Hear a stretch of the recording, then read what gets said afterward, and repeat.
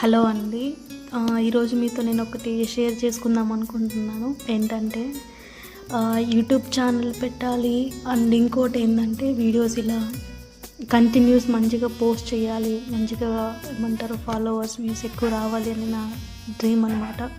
చాలా ఇయర్స్ నుంచి అనుకునేదాన్ని ఇలా పెట్టాలి నేను కూడా యూట్యూబ్ ఛానల్ అనేసి, అంటే చాలామంది ఇన్ఫ్లుయెన్స్ని చూసి.